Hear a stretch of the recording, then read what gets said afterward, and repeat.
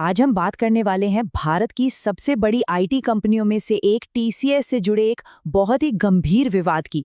ये एक ऐसी कहानी है जो काम, आस्था और भरोसे के बीच के नाजुक रिश्ते पर कई गहरे सवाल खड़े करती है।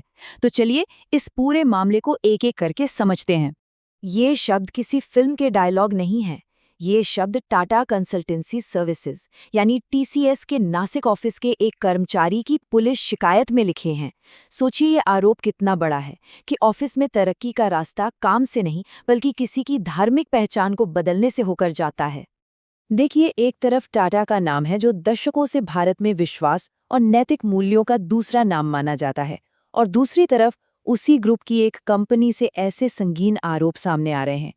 इसीलिए ये मामला सिर्फ एक ऑफिस की घटना नहीं रह जाता, ये सीधे उस भरोसे पर चोट करता है जो लोगों ने इस नाम पर बनाया है। तो चलिए अब सीधे उन दावों पर आते हैं जो कर्मचारियों ने अपनी शिकायत में किए हैं। यहाँ एक बात बिल्कुल साफ कर देना जरूरी है कि ये सब अभी आरोप हैं और पुलिस की जांच जारी है। हम बस वही बता रहे हैं जो एफआईआर में दर्ज किया गया है, ताकि पूरी तस्वीर साफ हो सके। शिकायतों में जिस चीज का जिक्र बार बार हुआ है वो है एक दबावपूर्ण माहौल। मतलब एक ऐसा माहौल जहां लोगों पर अपनी पहचान को लेकर एक प्रेशर था। सीधे शब्दों में कहें तो किसी के काम को उसके टैलेंट से नहीं बल्कि कथित तौर पर उसकी धार्मिक पहचान, उसके कपड़ों या उसकी निजी पसंद से आंका जा रहा था। ये लिस्ट काफी लंबी और गंभीर है।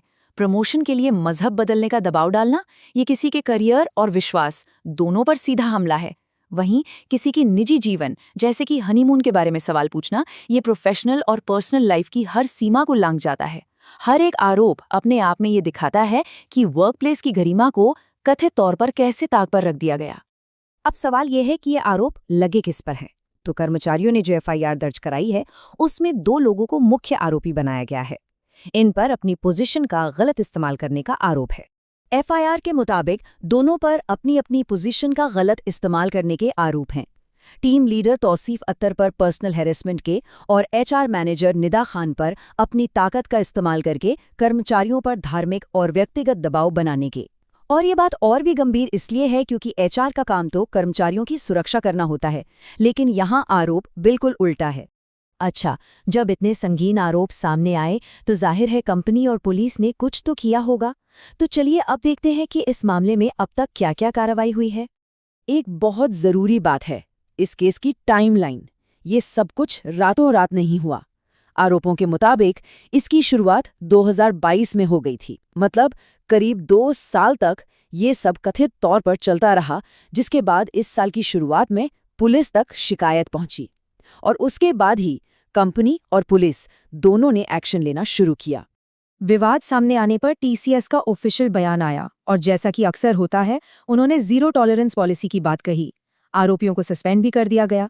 लेकिन यहाँ एक बड़ा सवाल खड़ा होता है, अगर पॉलिसी इतनी ही सख्त थी तो ये कथित घटनाएं 2 साल तक किसी की भी नज़र में क्यों नहीं आई? तो अब कानूनी तौर पर क्या हो रहा है? एफआईआर तो हो ही चुकी है। अब मामले की गंभीरता को देखते हुए एक एसआईटी यानी स्पेशल इन्वेस्टिगेशन टीम इसकी जांच कर रही है। एसआईटी का बनना ही दिखाता है कि ये मामला कितना सीरियस है। इस बीच एक मुख्य आरोपी निदा खान कथित तौर पर फरार हैं और उन्होंने गिरफ्तारी से बचने के लिए अग्रिम जमानत की अर्जी दी है। अब इस केस से थोड़ा बाहर निकलकर देखते हैं, क्योंकि ये कहानी सिर्फ एक ऑफिस, कुछ कर्मचारियों और आरोपियों तक सीमित नहीं है। ये हमारे पूरे वर्क कल्चर और कॉर्पोरेट जगत के काम करने के तरीके पर कुछ बहुत बड़े सवाल उठाती है। जब भी ऐसा कोई मामला सामने आता है तो पब्लिक में अक्सर 2 तरह की बातें होती हैं। यहाँ भी वही हो रहा है। एक तरफ कुछ लोग इसे एक बड़े और संगठित पैटर्न का हिस्सा मान रहे हैं और इसके लिए लव जिहाद जैसे राजनीतिक रूप से संवेदनशील शब्द का इस्तेमाल कर रहे हैं। वहीं दूसरी तरफ एक तर्क ये भी है कि इसे कुछ व्यक्तियों के कथित गलत कामों तक ही सीमित रखना चाहिए और इसका सामान्यीकरण नहीं करना चाहिए। तो सबसे बड़ा सवाल, क्या कंपनी के अंदर के सिस्टम फेल हो गए? अगर ये आरोप सही है कि ये सब 2022 से चल रहा था, तो कंपनी के अंदर शिकायत करने के जो तरीके होते हैं वो पूरी तरह से नाकाम रहे। और ये सवाल उठता है कि क्या ये सिस्टम वाकई कर्मचारियों को बचाने के लिए है या सिर्फ कंपनी की इमेज बचाने के लिए?